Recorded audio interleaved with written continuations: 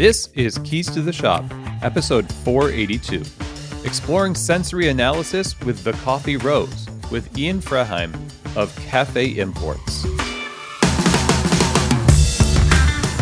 Well, hey everyone, and welcome to another episode of Keys to the Shop, where we give you insights, inspiration, and the tools you need to grow as a coffee service professional. My name is Chris DeFurio. I'm your host for the show. Thank you so much for taking the time to join me today. As always, I encourage you to subscribe to the show. If you're watching this interview on YouTube, you can hit subscribe there as well and hit the notification bell. It'd be awesome. But when you get updated, when you get subscribed, you get updated with new episodes as they come out, and you'll never miss anything. There's quite a few of them. And if you're interested in topics that Keys to the Shop has covered in the 7 years of doing this show, we have nearly 3 million downloads across the show. Over the show, it's been about almost 900 episodes now. So we cover a lot of things. Go to keystotheshop.com and search for a topic in the search bar, or you can, when you're subscribed, search in your podcast player, and that's going to help you. That's going to help you really target what you want to get from this show. Some of you brave souls out there have opted to actually go from the beginning and just binge the entire show. I'm flattered by that, and RIP your eardrums with my voice.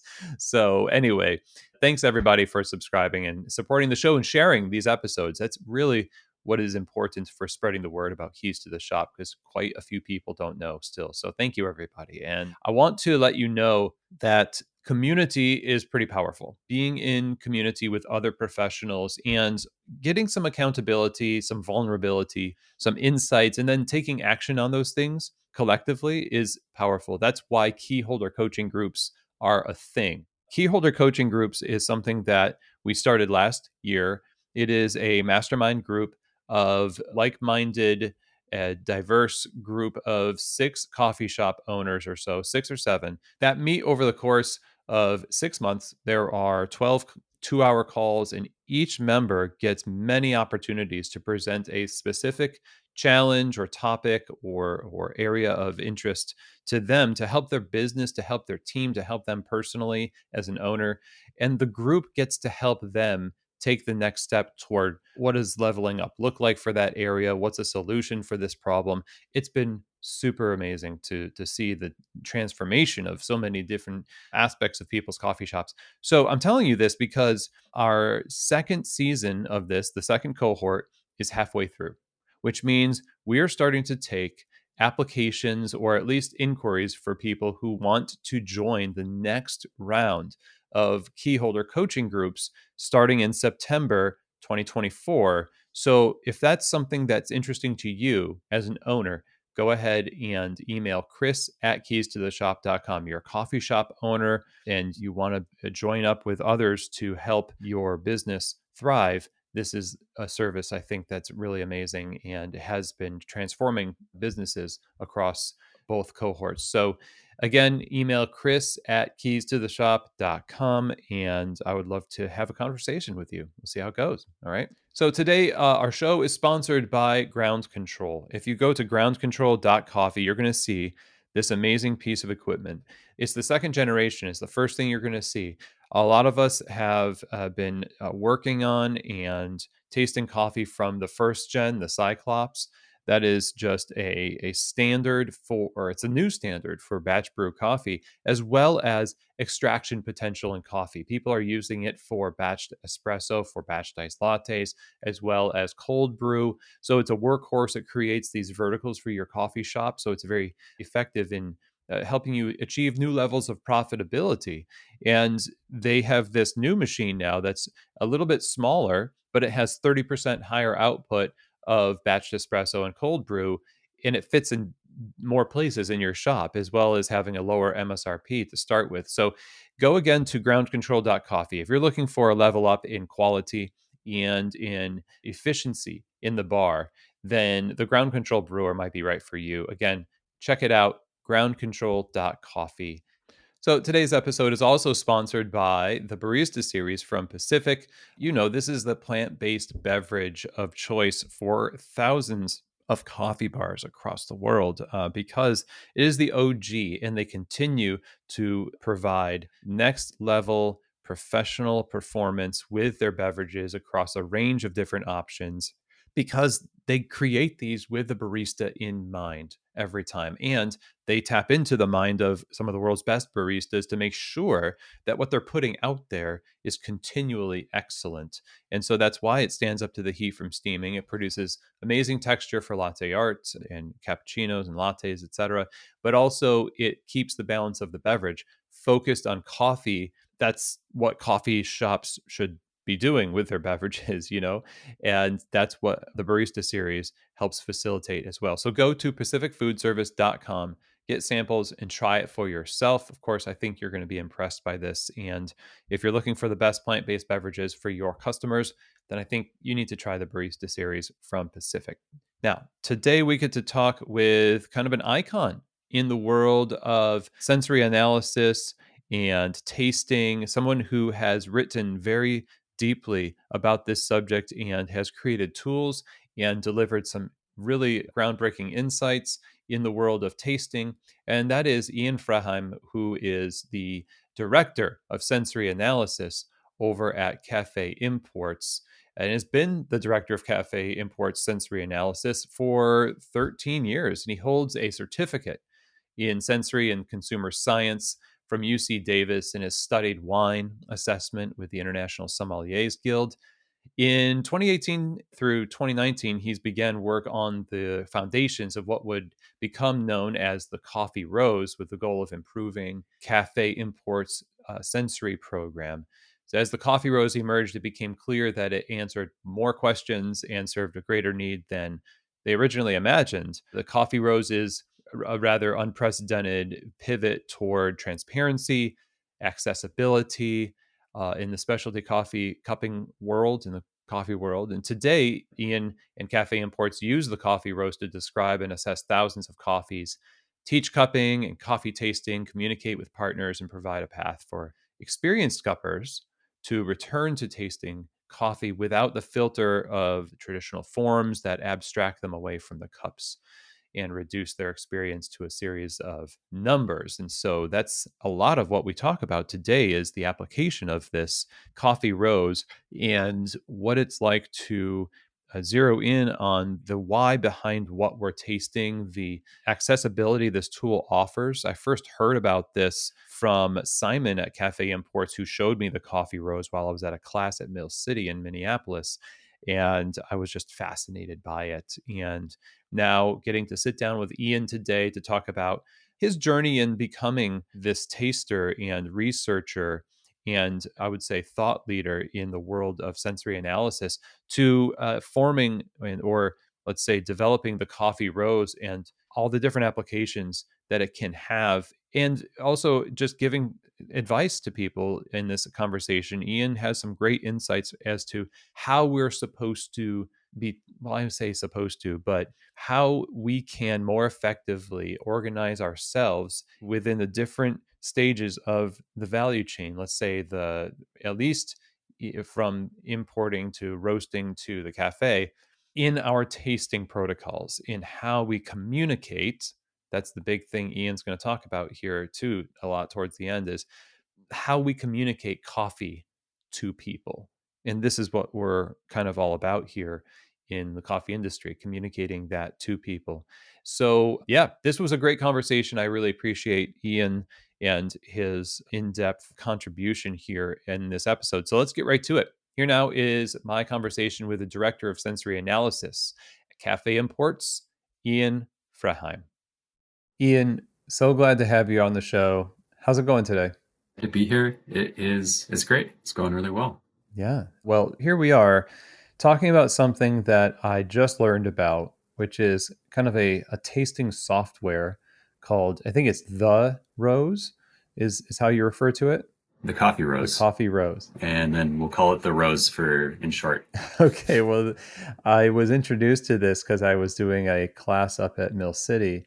and they're just, singing the praises of cafe imports. And your friend and mine, Simon, was sharing about this tasting tool, and I was just fascinated by it because of all it could do to help people clarify not only what they're tasting in coffee, but to create a lexicon for their business, to understand what they value in taste. And so before we get into that, I want to sort of dive into a little bit of your history. You've been, from the beginning of your coffee career, a taster, a sensory coffee person. How did that start? I started entry level, and the entry level position happened to be in sensory.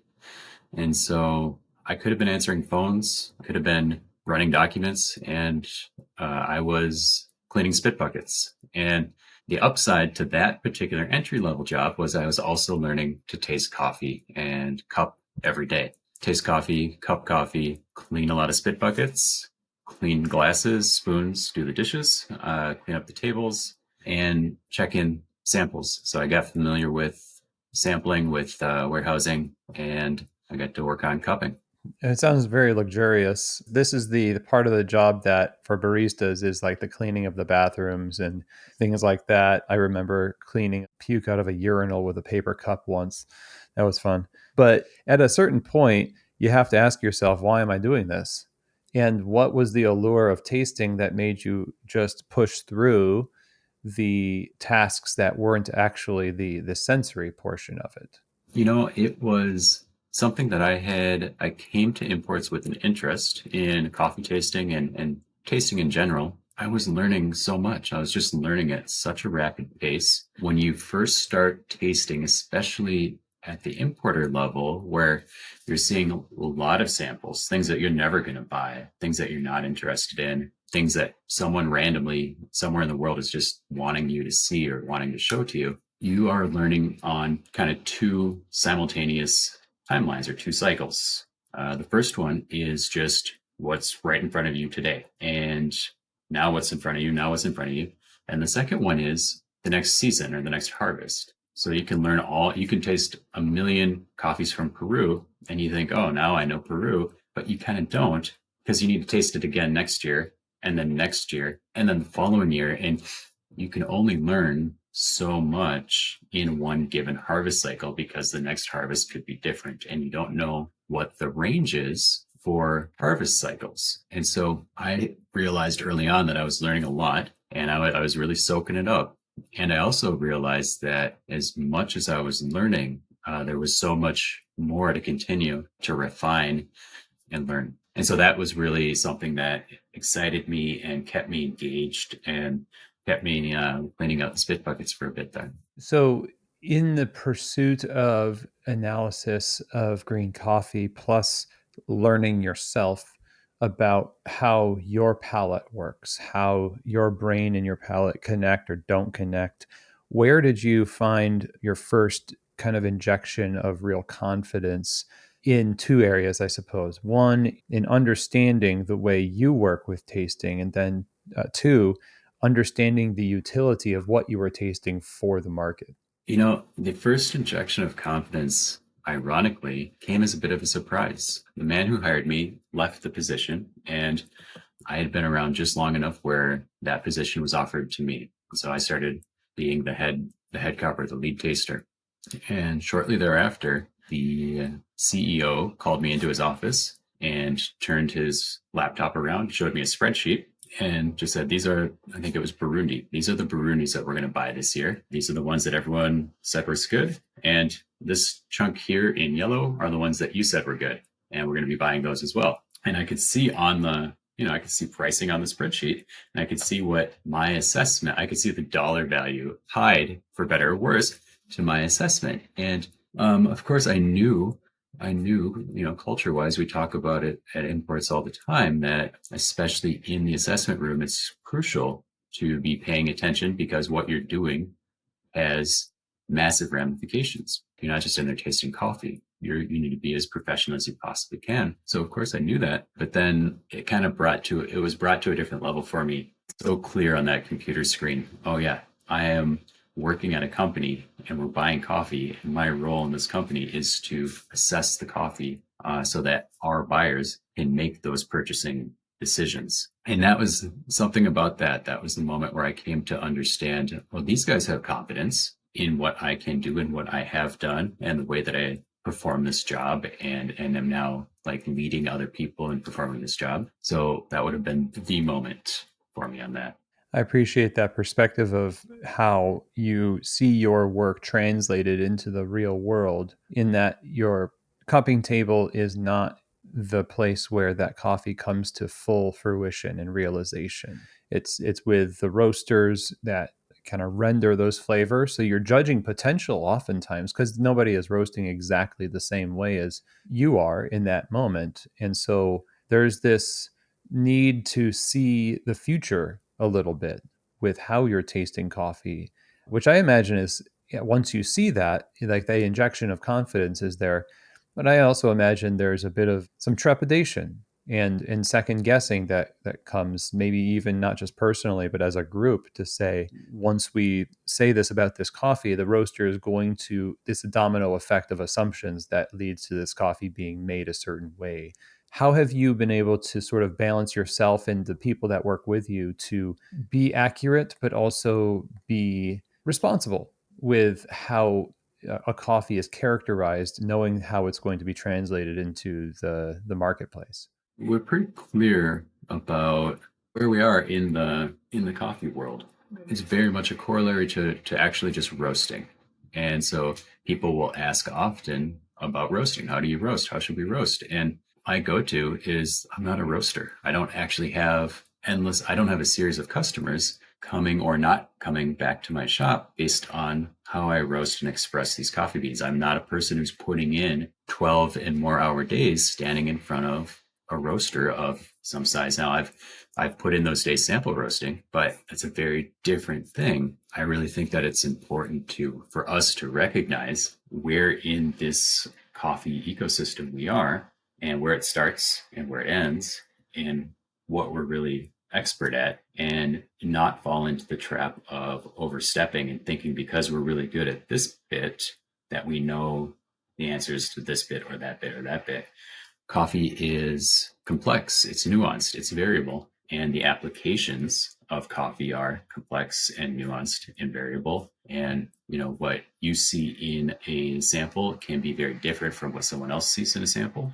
And that expression, the way that you might choose to express it, could also be very, very different. And so just keeping that in mind, keeping that top of mind is key. I think that's the crucial component for us on that. Yeah. You're also, in a sense, doing similar things as a roaster would do, in that they are trying to figure out for their customers what coffees they need to bring in based on their customers' tastes, which, for a lot of roasters, sometimes they focus a lot on what they love, and then they kind of find their niche in the city they happen to be in, or they understand that there are preferences that they want to cater to right away, and not just say, well, I personally love Kenyan coffees and therefore I'm going to default to all these coffees that I personally love, but then wonder why no one's buying them because they haven't looked at the market, right? So your perspective on being somewhat of a servant to those who have, first of all, gone before you as the farmers, like doing justice to the tasting of that potential, but also the people are going to buy it. They go through this other stage of translation of that product. And the nuance portion is, I guess, what my next question is about, because the flavor wheel is something that we have all kind of grown up with as coffee. And these days, the conversations, you have to put the caveat after that, for better or worse. And so I'm kind of curious how you first started to realize that the prescription of flavors given officially has its limitations. They serve to a point, and beyond that point, there needs to be a little bit more nuance.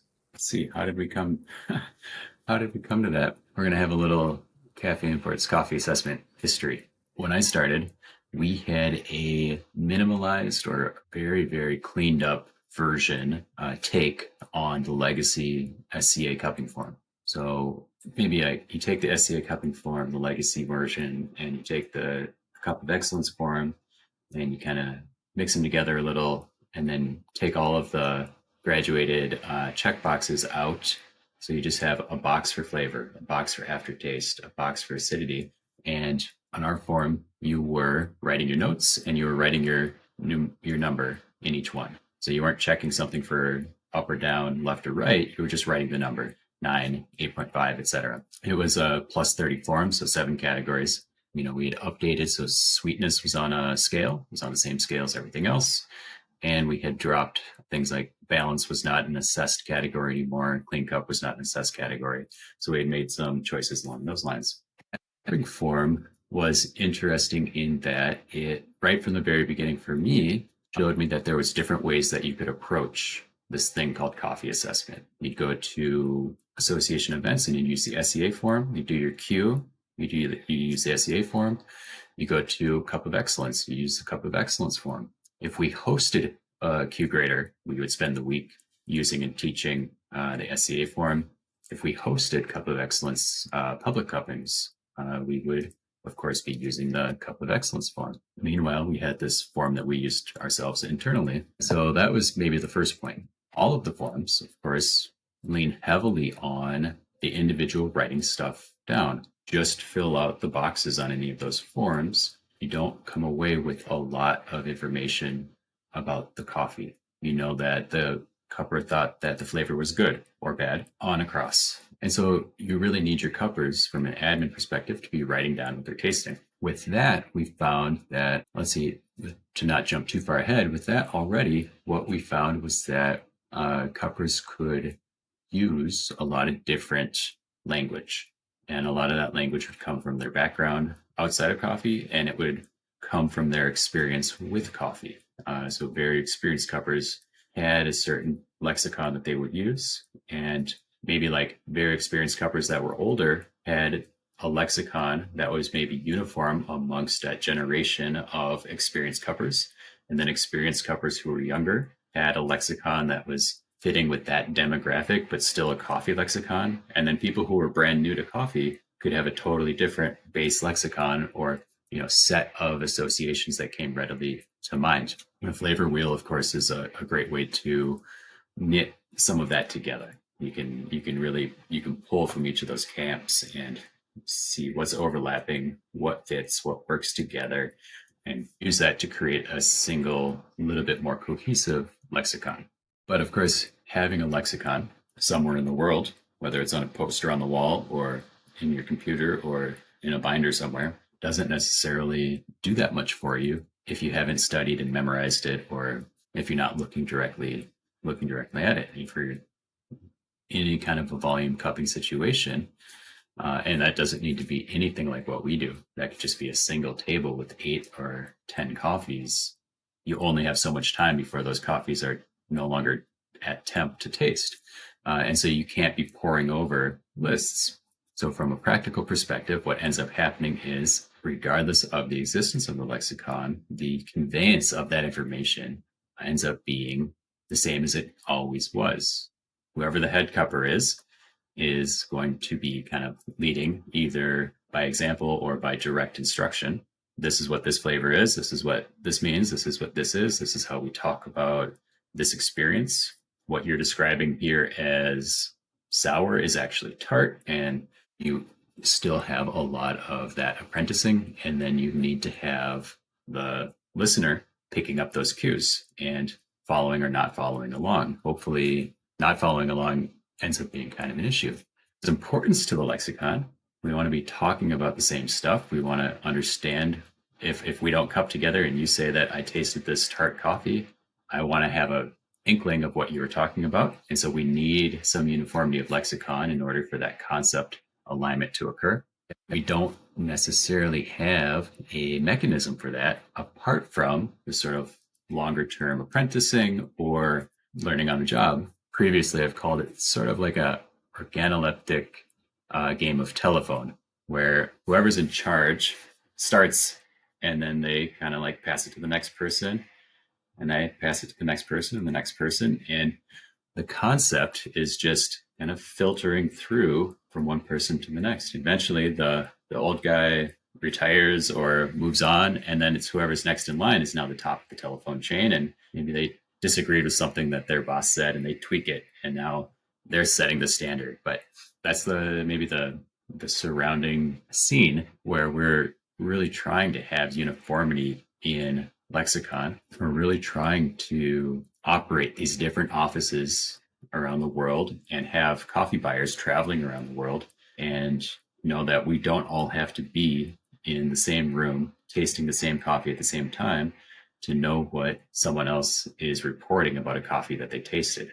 We operate in this space for many, many years. We had this original form. I made a quantitative descriptive analysis form as I started to learn more about sensory science. But there was always still this issue or this question of the lexicon. And it wasn't until the coffee rose that we landed on what I think is a pretty practical solution for that. Yeah, I feel like now with all of this history of the importance of uniformity and confidence in tasting across different locations, especially for what you do. I mean, again, there's a lot at stake within a coffee shop environment or a roastery, or even a roastery that has multiple roasters across different states potentially, because a lot of them do. Having internal consistency is one of those things that you'd hope, because the old taster left and the new taster is back at that organoleptic, top spot, right? And it feels like then this introduces a tool that is a collector of institutional wisdom and clarity. So talk to us a little bit about then what the coffee rose is and how it achieves the next level of capture and utility for coffee shops and roasteries. So the coffee rose is a cupping form. It is also a flavor wheel.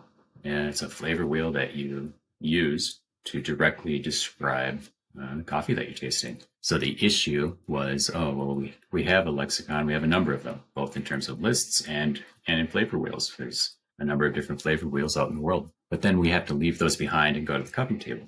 Now imagine that you could take one of those flavor wheels and have it in your hand, maybe like literally on your phone, at the cupping table, and taste your coffee and indicate on the flavor wheel itself what you're tasting. In short, that's really what the coffee rose is. Now, from a larger, more nerdier perspective, it is a check all that apply test. It's a kata test. Check all that apply normally is a massive list, an array. It's a list of descriptions or descriptors for a given product. You taste the thing and you scan through the list and you just check the ones that apply, the ones that match what you're experiencing. Kata was designed for untrained tasters because most of us can taste, and people who say that they can't, actually what they're not able to do is make the connection between what they're tasting and the lexicon. I mean, and for the most part, they don't realize that there's a lexicon of language that could be used, and they just can't make that leap. So they end up tasting a coffee and thinking and trying to like create that pathway, but it doesn't exist yet. The check all that apply methodology puts a number of, call it probable or likely words right in front of their eyes. And so now they're not attempting to build that bridge. They're able to see it and, aha, there it is. I'm not looking for it. I'm essentially checking against the list, right? So the list might say watermelon, chocolate, cantaloupe. I'm tasting, not thinking about it. I'm saying, is it watermelon? Nope. Is it chocolate? Nope. Is it orange? Yes, that's it. And that's an easier process to do. The problem with a standard or legacy kata is that it's a list. And so if you've ever, well, if you've ever listening to this understands the language that finds its way onto coffee bags, the language that we use regularly to describe coffee, it is very specific. It is, as mentioned before, very nuanced. The lexicon, the practical kind of daily use lexicon that we have in specialty coffee is massive. It's huge. And that's not even getting into weird kind of esoteric or outlandish descriptors. It's very, very large, the lexicon that we use. To put that on call it a two-dimensional list, pieces of paper, you're going to have a stack of papers just to list everything out. And now all of a sudden you're back at the same problem as you had with the big poster on the wall of a flavor wheel or a lexicon that's held elsewhere, right? Like Lemonade de Cafe is lexicon. It's lexicon training. It's aroma training, but it's also lexicon training. It's a book, right? It's a booklet and has all the flavors of aromas. But again, that's all over here, and here you are at the table. And if you have 8 coffees on the table and 30 to 45 minutes to taste them, you can't go through a list of 7 pages of different descriptors to check all the stuff you need. The update with the rows then is to take that list and take all of those descriptors and actually break them apart, because a lot of the proliferation of that list is not completely distinct separate items. A lot of the proliferation is slightly overlapping ideas. So you might say cooked berry, or you might say cooked blackberry, or you might say cooked strawberry, or you might say cooked cherry. If you wanted to just take those few ideas, you need to have a check item for fruit. You need to have a check item for berry, for stone fruit, for cooked berry, cooked stone fruit, cooked blackberry, Yeah. cooked strawberry, cooked cherry, and then of course fresh cherry, fresh blackberry, fresh strawberry, etc. And you have to repeat those over and over and over again. Whereas on the rows, we were able to enter, we can have a fruit appear once. We can have cooked appear once and apply to berry, to stone fruit, to blackberry, to strawberry, to cherry. Sort of like the difference between spreadsheet design and database design, where in a relational database, you want to have non-replication of items. You just want to have an item once, and if it has a bunch of children, you just connect to it, as opposed to having to relist it over and over and over again. So here now, it almost seems like this version of what they tell you not to do in cuppings, which is don't tell everybody what you're tasting, except you're doing this in your own private world of getting a prompt in a sense and having that help you identify what, especially making this something that it maybe allows for more accessibility for people to come up to speed and tasting quicker, which is actually really good because there is in an average roastery and coffee shop, there is the turnover aspect, and you have people that get promoted to a trainer or a manager. You have group cuppings and tastings, and they have to communicate to their staff, hey, we have a new coffee and here's what it tastes like. So I can see that is such a huge benefit here. And at the same time, this is customizable, right? This is something that you can create for the things you value in the catalog of coffees that you have or ever will have. So if you're the type of people who have hung your hat on a lot of lighter, brighter, juicy coffees or whatever, the coffee rose would look different for them than it would for somebody who is old school, classic, fudgy, nutty, that kind of stuff. So that this tool can be customized for those applications, right? Yeah, so we should say this. The tool itself is not customizable, meaning the flavor wheel itself is set as the flavor wheel. You can't take and strip out the citrus and build out the chocolate or whatever it is. Although that is something that we've talked about and continue to talk about. It's just a heavy lift from a software perspective.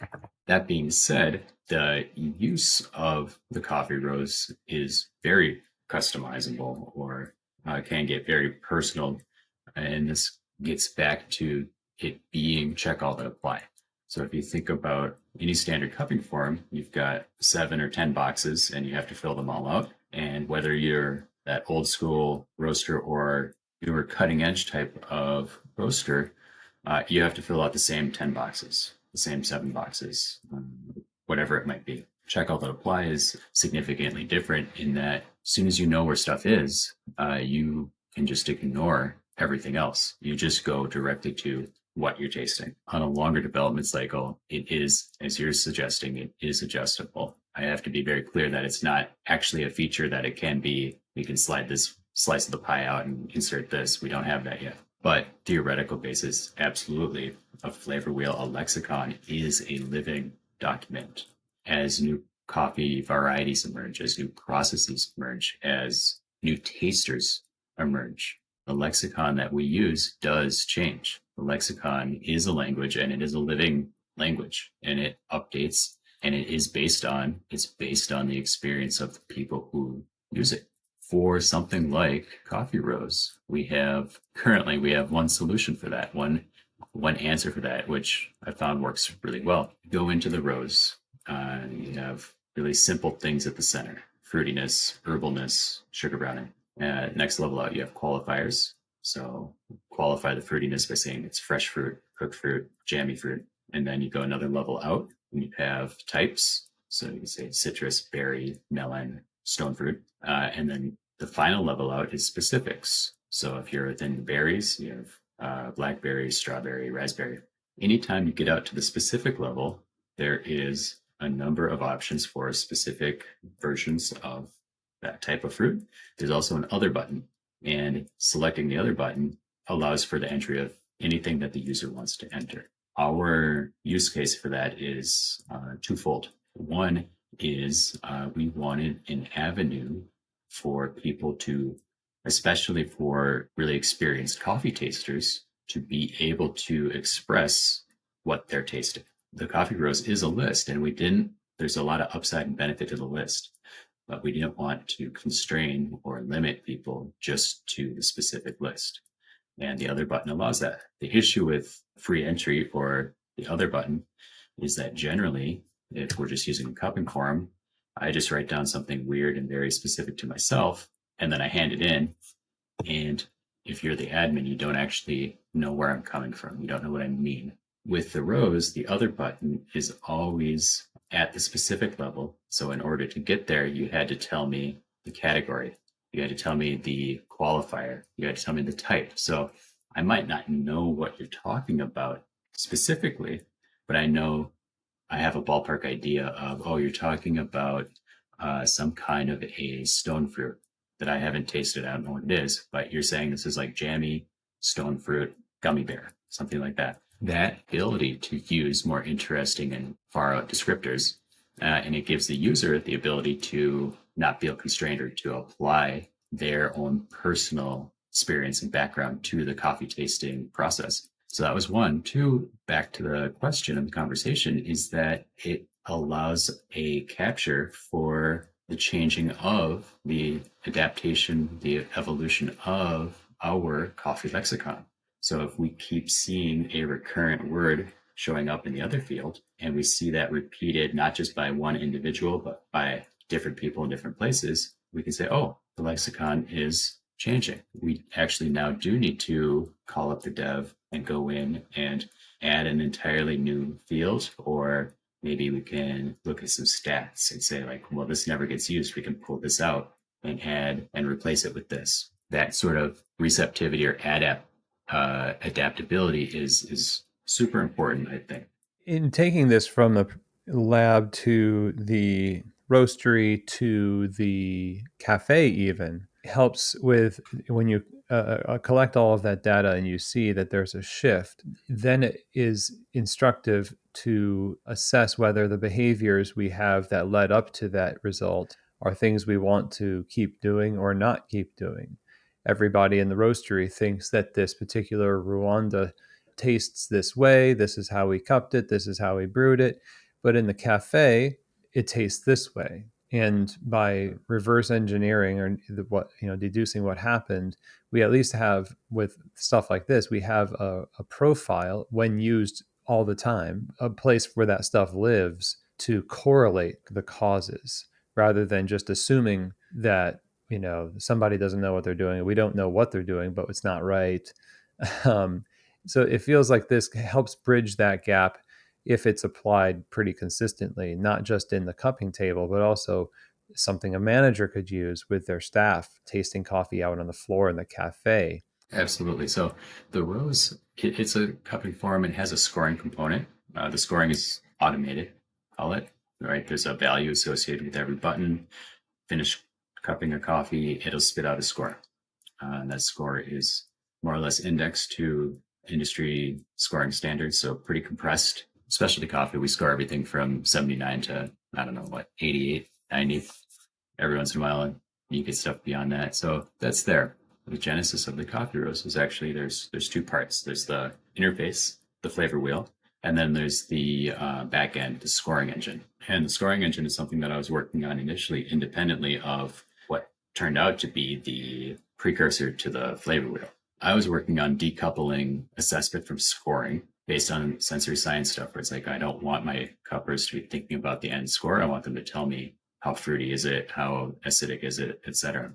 Separately, though, I had done a project for someone that we work with where, and this is to your point, they came and said, hey, we've got these cafes and we're we're going to do an end of the year thing. So we want to make like a kind of a game, but we also want it to be a training situation. And we want to be talking about how do we talk about coffee?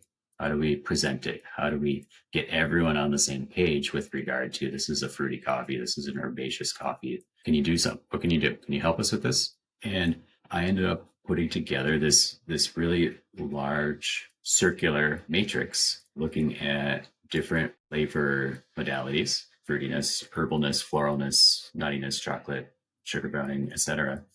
And looking at where kind of like one kind of starts to bleed into another, and then the next kind of bleeds into the next, and how it's not a hard line from fruitiness to floralness.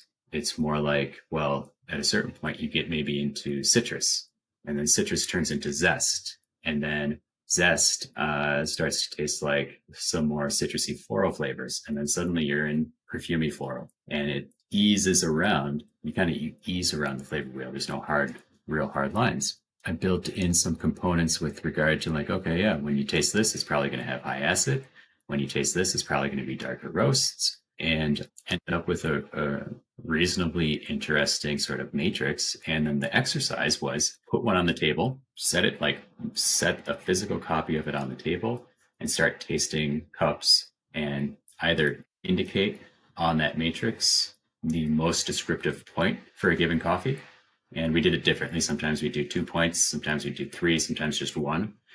At one point we printed out a huge one, and you actually placed the coffees on the table as if it were a map, and the coffees were cities, right? So we maybe have a Yirgacheffe in this floral jasmine zone, Kenya, right on the border of some kind of a dark fruit and sugar browning, and Sumatra down in the herbaceous area. And it was a really cool exercise where you're starting to locate coffees with regard to their tasting profile, but you're also requiring users to focus on what's important, not get lost picking and choosing between Meyer lemon and key lime, but indicating this is a really citrusy coffee and it's got some specialness with regard to that citrus. That's what I need to convey. I don't want to get lost and distracted talking about some minor component of this coffee. This is what describes it. And now I can tell you, this is what describes this coffee. It's an exercise that we've done for a long time. And from that cafe perspective, how are we going to talk about our coffees? That matrix thing kind of like stayed in the back of my mind. We pull it out every once in a while as a game and use it. And then at one point, I was working on the scoring engine for the rows, and it occurred to me like, oh, I could probably plug that right onto this matrix idea and combine those two. And now suddenly we're not going to do checkboxes at all. We're just going to have this totally graphic interface. With that, it still serves that same purpose of this is how we talk about coffees. This is a fruity one. This is a floral one. If it's super fruity and floral, we don't need to muck around with indicating other stuff. This is what's really driving this profile here. Yeah, that makes a lot of sense. And the distraction and that's a huge part, I think, of what prevents us from maybe being effective in our sensory analysis of the product that we get in, but also the product that we serve. And tasting things is still a huge part of the job in coffee. Because right now we have a lot of the narrative, and it's a necessary narrative, I think, around, well, every coffee has a home, and there's acceptable and delicious coffees across a spectrum. That you have a excellence mindset toward what you've decided is your calling card, in that you are consistent in it, still requires you to be accurate with your assessments. Right. So my last question here, I suppose, is that from your perspective, as somebody who's so deep into the sensory analysis and developing this and other tools to do so, looking to the cafe and recommending how we should approach the tasting aspect of what we're doing in today's environment where we do have such a wide variety of coffee to choose from. And sometimes that can be a distraction, and it causes us to not be as consistent with what is our coffee or our iteration of what the industry offers to our community. What's some practical advice that you would have for how people should approach this, educating themselves and applying a tasting methodology in the cafe? I think there are some really basic things. One is to go online and look up common sensory errors. This is the dry part. There's a list of common sensory errors that we make as human tasters, and it's really just the troubleshooting guide for being a human trying to taste and describe stuff. It doesn't mean you're a bad taster. Given the opportunity, I will make all of these errors just like anyone else will. It really doesn't matter. It happens, the error happens before your experience really kicks in. These are things that you design out of a tasting experiment, a cupping. They're really important to know because of the influence that they will have on shaping your perception of what you're tasting. You can think that a coffee tastes sweeter based on where it's positioned on the table, as an example. So familiarizing yourself with what those are and how they operate can allow you to set up a tasting scenario where you're being less influenced by those items. Corollary to that is if you're formally tasting, this would be to always make it blind, or at least always give yourself the opportunity to make it blind, and not just one cup, one setting blind, but replication. So if you've got 10 spots on a table, position number 1 and position number 7 can be replicated and given a different identifier code, and the tasters should not be aware that they're the same. The goal is not to match those things. The goal is to get the fullest picture of what that coffee is. The mechanic here is that if we only have that coffee in position number 1, we don't get a full picture of it. And we don't get a full picture of it because of these common sensory errors, which dictate that the picture that we get of a thing that we are is controlled by our energy level, our fatigue, its placement, what's around it, right? So if we have it at 1 and 7, it's not that we got it right with number 1 and we got it wrong with 7. It's that the full picture of this coffee is expressed by 1 and 7, not just 1 or just 7. That would be the drier sensory science side of this question. The other side of the coin, which can easily get lost, and I spent maybe 2 years spinning my wheels missing this side of the coin, is that when we are tasting coffee, when we're setting up assessments, when we're trying to learn how to taste coffee, the reason is that we want to communicate. We want to communicate to others what we're tasting, whether that's me in my job saying, hey, we should buy this and not that, or to the salespeople, hey, this is what this tastes like, this is what we have, or whether you're at on bar talking to a customer saying, this is what this one tastes like. This is why I'm excited about this. This is why this is really good. The underlying driver for doing all of this slurping coffee and spitting it out and getting into the nitty gritty of Yirgacheffe and Gucci, etc., is we're like wanting to communicate. We're wanting to exchange and bridge between one another. And it's really easy to actually make that communication harder if we forget about it. If we think that, we did a QD, a quantitative descriptive analysis cupping form for a while. And before the rows, I was actually going to make a even more robust quantitative descriptive analysis form. That's a form where you have a category, say flavor, and the assessor says how intense it is. Then you have acidity, how intense is it? Figure out all your categories, and the assessor is going to say how intense it is.